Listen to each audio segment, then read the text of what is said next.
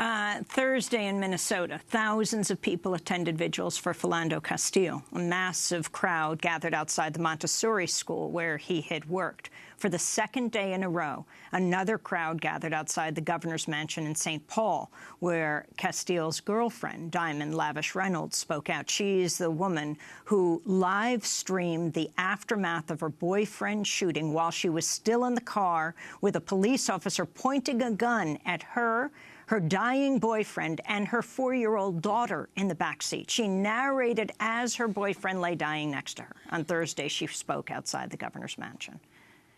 I wanted everyone in the world to know that no matter how much the police tamper with evidence, how much they stick together, no matter how they manipulate, put it on Facebook and go viral so that the people could see. So that the people could see. I wanted the people to determine who was right and who was wrong. I want the people to be the testimonies here.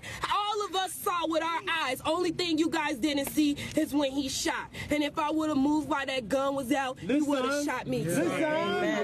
So I chose to allow the video to go live 10 seconds before my phone died because I wanted everybody in the world to see what the police do and how they roll, and it's not right. It's not acceptable. I didn't do it for pity. I didn't do it for fame. I did it so that the world knows that these police are not here to protect and serve us. They are here to assassinate us. They are here to kill us because we are black. We don't support each other enough, so they feel like they can take us off the map. And it's not okay. A good man, a 35-year-old man, worked for St. Paul Public School, never been fingerprinted, never been handcuffed. He has been taken away from his community. This is detrimental to everybody that's here today, not only me, myself, and my daughter, but everyone in the world. I just ask that everyone continue to pray. I ask that we all get justice. Anybody who's ever lost a loved one or someone close, dear to them, I feel for you guys. And I'm praying for each and every face I see out here tonight because no one deserves this. I have not been able to sleep. I have not been able to eat. I have not been able to work. I have not been able to do anything besides hold my daughter, tell her I thank her how much of a super hero she is. Because she is an angel. She knew that he was gone before I knew. And she said, Mom, the police are bad guys. They killed him and he's never coming back. He's never coming back. And the fact that my 4-year-old had to tell me that he was gone as I'm telling her never speak negativity until our earth. We only speak positive things. She knew that he was gone and he wasn't coming back. That's Diamond Lavish Reynolds. She was the girlfriend of Philando Castile, talking about her 4-year-old daughter who was in the back seat. And after her boyfriend died, and she is told to step out of the car and walk backwards as other police officers would have their guns pointed at her. And she is handcuffed and put in the police car, and she's asking, what are you doing with my daughter?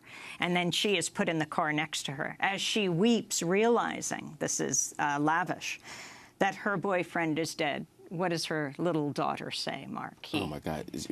First of all, she comforts. I mean, she's comforting her mother, saying it's going to be okay. I'm here for you, I'm here for you. I mean, that's incredibly powerful. And to watch what Diamond did, Lavish, you know, in terms of sort of handling the situation, the steadiness of her hand, her ability to calmly engage the officer who's still pointing a gun at her, to broadcast to the entire world what has happened. And she doesn't have her phone now, but because she live streamed, it was on Facebook. Exactly, because if she doesn't live stream that, there is no reason to believe the police officers wouldn't have destroyed that footage, because that is something that happens quite often. And just really quickly, she's part of a long tradition of black women who have stood up against state violence. We often talk about male protesters and male resistance, but it's women from Emmett Till's mother forward and backwards who have always stood up, who have always held moral authority, who have always been courageous, who have always led us toward justice and freedom.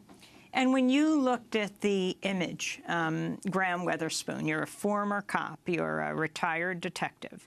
The New York Times has a spread, 4 images. One, the police officer with his gun pointed at Lavish and her daughter and her dying boyfriend in the car as she's narrating her boyfriend's death. And then the picture of her, the picture of him bloodied, laying out on the front seat, and the little girl in the back. Your thoughts as a police officer? This is very disturbing to me.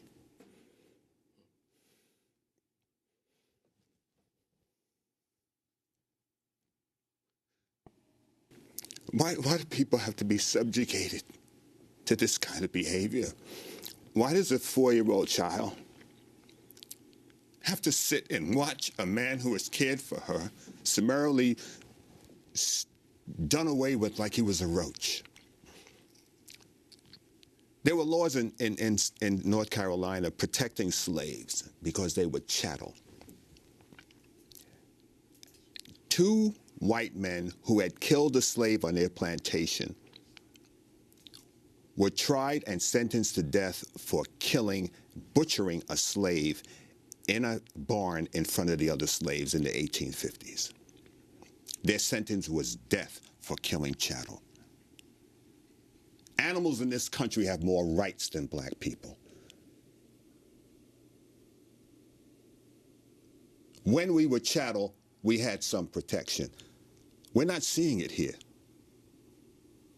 You mentioned Emmett Till, and I was thinking of Emmett Till as we were listening to the gentleman from the NAACP. I did a video for We Are Change about 3 years ago, on videotaping the police and why people should. This is an example of why. The notion is that, you know, we're not living in a Norman Rockwell experience where the policeman is sitting next to the boy on the stool and giving him an ice cream cone. Those days are long gone, unfortunately, for a lot of people. But there are some cops who will do the Norman Rockwell.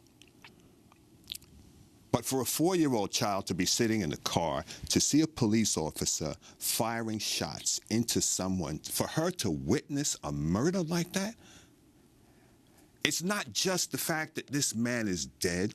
It is the psychological damage that is being done to families and family members time and time and time again, and no one is looking at that. I speak to mothers.